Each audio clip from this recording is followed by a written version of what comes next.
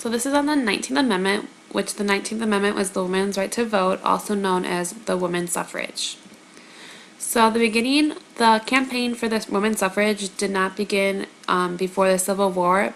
However, the women began to campaign for different reform groups, such as religious movements or moral reform, anti-slavery. They played large roles in those movements. At the same time, when there was a backlash against what historians call the cult of true womanhood, and the idea that a true woman was a submissive wife and mother and should only be concerned about the home and family. And these combined kind of thought a new way of thinking of what it meant to be a woman and a citizen in the United States. It was in 1848 that the movement for women's rights began to organize at a national level. And this was when the first women's conference was held in Seneca Falls, with Cady Stanton being one of the main organizers, in which more than 300 people, mostly women, attended. And there was a group of delegates led by Stanton that produced the Declaration of Sentiments document. This document's modeled after the Declaration of Independence, in which the opening statement of "We hold these truths to be self-evident." They add that all men, and they add and women are created equal. And when this was published, there was a huge backlash and criticism that caused many of the women to leave the movement. However, it caused Susan B. Anthony to join, which was a huge boost to those women. So the Civil War actually helped lose momentum as focus shifted to the war and not to the women's suffrage. And even after the war, the movement was divided as over black men voting rights, as Stanton and the others rejected the 15th Amendment as it didn't extend to women, where others felt that it was a separate entity. In 1869, Stanton and Anthony formed the National Women's Suffrage Association. They wanted a federal constitution amendment that would grant the women the right to vote. There was another group founded, the American Women's Suffrage Association, by abolitionists Lucy Stone and Henry Blackwell, and they supported the 15th Amendment, and they felt that the focus should be on state constitutions and not federal. And even though there was the two divisions, there was still a victory when the Wyoming Territory granted the right to vote, and when it was later admitted to the Union in 1890, they remained part of the Constitution. It was first brought to Congress in 1878 when they gained enough influence to lobby for an amendment.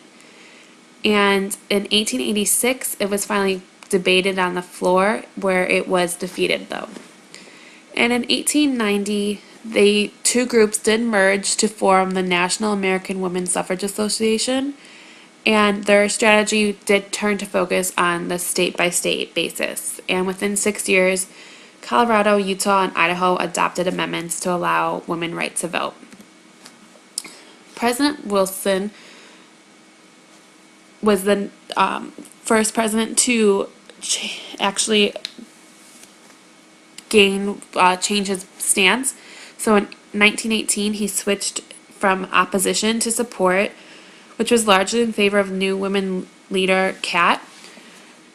He tied the proposed suffrage amendment to the women's involvement in World War I. As women's roles in the war increased, he felt they should gain the right to vote.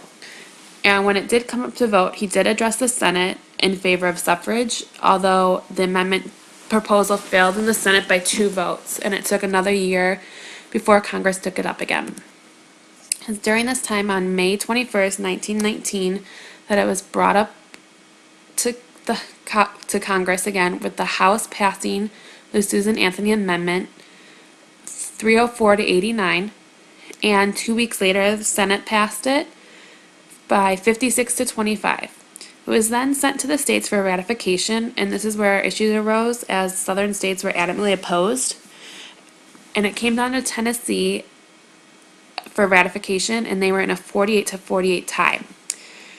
The last person to cast their vote was the 23-year-old Harry T. Byrne, and it said that although he opposed it, he was influenced by his mother, who wrote to him, "Don't forget to be a good boy and help Miss Catt put the rat in ratification." So with his vote, the 19th Amendment was ratified. And on November 2nd of that same year, more than 8 million women across the U.S. voted for the first time, although it took another 60 years for the remaining 12 states to ratify the 19th Amendment. Mississippi was the last to do so on March 22nd, 1984. The significance of this is summed up well by Harriet Stanton Blatch, which was Caddy Stanton's daughter, as she said, "Perhaps someday men will raise a tablet reading in letters of gold, all honor to women, the first disenfranchised class in history who, unaided by any political party, won enfranchisement by its own effort alone and achieved the victory without the shedding of a drop of human blood, all the honor to women of the world." She basically is saying that women were the first ones to bring their cause without any political party help, and was successful without any war, without any injury to others or harm. And I believe it sets a good model for what political protests and political causes should be able to accomplish as the years went on. And as a woman, I feel this was set up women's rights to continue to grow.